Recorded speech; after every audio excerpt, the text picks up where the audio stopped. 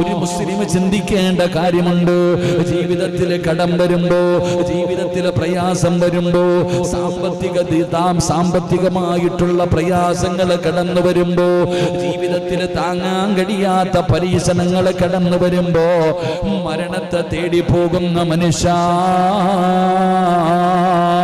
അല്ലാഹുവിന്റെ ദീനവടം പറഞ്ഞു തരികയാ.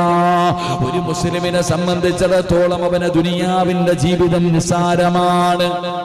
ഈ ദുനിയാവിലെ ജീവിതം അത് നിസ്സാരമാണ്. എങ്കിലും ജീവിതം തുടങ്ങുന്നത് എവിടെ നിന്നെന്നറിയുമോ? മരണത്തിന് ശേഷമാണ് ഒരു വിശ്വാസിയുടെ ജീവിതം തുടങ്ങുന്നത്.